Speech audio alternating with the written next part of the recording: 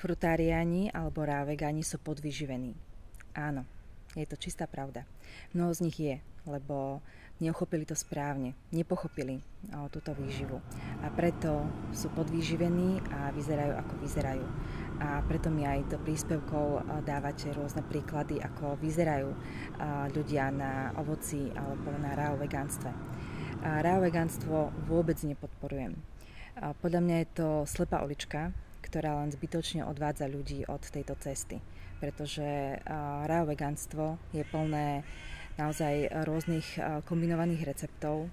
Kombinuje sa tam proste kopec ovocia, zeleniny, semienok, všetko dokopy. Je to aj náročné na prípravu, aj veľmi finančne náročné. A v konečnom dôsledku to naozaj nerobí dobre tým ľuďom a nie sú skutočne vyživení. Preto chradnú, preto chudnú, preto vyzerajú ako vyzerajú. A ja toto vôbec neodporúčam. Ja odporúčam celistvú ovocnú výživu. A to tak, ako som vám už veľakrát zdieľala podľa určitých pravidiel, aby to bolo naozaj skutočne jednoduché, nie zložité. Ale tie zásady treba dodržiavať, aby to fungovalo. Takže naozaj jesť celistvé ovocie, nie nejaké juicy, nejaké šťavy, smutička alebo ináč spracované to ovocie, ale celistvé, tak ako vyrástlo. Aj jednodruhovo. Nie miešať rôzne druhy dokopy. V prírode by ste tiež nebehali z jedného krička ku druhému, z jedného stromu na druhý a zobkali si raz jedno, raz druhé. Nie, keď ste hladní, tak jednoducho si sadnete pod strom alebo ku kriku a zobkáte si to, čo tam je. Takže naozaj použiť jednoduchosť, logiku, intuíciu a ono to funguje. Ale keď proste človek je ovplyvnený rôznymi smermi, okolím a nepochopením, tak jednoducho áno, môže si ublížiť aj na ovocnej výžive.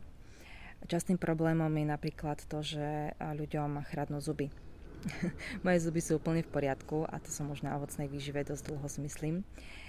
Ale tu mám, ako vidíte, trošku odštiepené zo zuba, ale to nie je spôsobené ovocnou výživou, ale pretože som proste opravovala dcerke kovový náhrdelník a sa mi proste pri stískaní kovu odštiepilo zo zuba. Takže nie je to kvôli ovocnej výžive. Musím si to dať jednoducho opraviť. No a čo sa týka zubov, tak je veľmi dôležité tiež dodržiavať správnu hygienu tých zubov. Častokrát je chyba na ovocnej výžive to, že ľudia si umývajú zuby pred jedením ovocia. Keď človek si umie zuby, tak si zošúcha prirodzenú vrstvu, ochrannú vrstvu zubov. A keď na to dá ovocie, tak ovocie ich môže poškodiť. Takže určite si neumývať zuby pred konzumáciou ovocia, ale keď tak po. A určite neodporúčam umývať si zuby s chemickými pastami. Určite nie, pretože tie veľmi narúšajú sklovinu a v kombinácii s ovocím to nemusí robiť dobre. Takže určite vyhodiť všetky chemické pasty, keď tak použiť niečo prírodné, spraviť si prírodnú nejakú svoju pastu, úplne z prírodných ingrediencií, alebo keď už budete na tej úrovni, že budete naozaj jesť iba ovocie, tak potom vám naozaj ani netreba žiadne pasty, žiadne prášky a môžete si jednoducho iba vypláchnuť zuby s čistou vodou alebo jemne pošúchať s jemnou kefkou, ak tam máte nejaký povlak, ale tiež iba s čistou vodou. Nepotrebujete proste naozaj nič. No a takisto je veľký problém to, keď ľudia jedia nezrelé ovocie. Keď ľudia nemajú vlastnú záhradu, tak sú odkázaní proste kupovať to ovocie. A na pultoch supermarketov je často to ovocie nezrelé. Čiže keď jede nezrelé ovocie, to tiež nerobí dobre tým zubom. Takže naozaj snažiť sa to uchopiť správnym spôsobom, jednoducho a logicky. Nejesť nezrelé plody, neumývať si zuby chemickými pastami, znova opakujem, prírodnými keď tak, bez flóru a až po konzumácii ovocia, nie pred. A naozaj pristupovať k tomu jednoducho. Naozaj jeden druh ovocia na jeden chod do sytosti a na lačný žalúdok. Lebo častý problém napríklad u vegánov alebo možno také kombinácie raw vegánstva a frutariánstva je, že keď si dá človek niečo kombinované, hoci živé, tak ono to v bruchu kvasí, pretože každý druh, každá plodina potrebuje iné prostredie v tom žalúdku na správne rozloženie a potom vlastne strebávanie. Takže ak vlastne miešame kadečo, dáme si nejaký raw vegán koláčik alebo šalátik alebo čokoľvek, proste miešané, tak ono sa to dobre netrávi. Ono nám to v bruchu kvasí, dlho to tam ostáva a keď my si potom na toto dáme tiež proste to ovocie, tak to sa zmieša a zase kvasí a nie je tam dokopy žiadna výživa z toho. Takže preto raw vegáni alebo aj takí rôzni kombinovaní raw vegáni, frutariáni chradnú na ovocnej výžive alebo raw vegánstve, pretože neuchopili to správne, nedali tú tomu jednoduchosť a skutočne logiku. Naozaj, v prírode tiež napríklad mäsožravci nedávajú si kuracie a jahňacie naraz. Nie. Proste naozaj tú jednoduchosť treba zachovať a vtedy to funguje.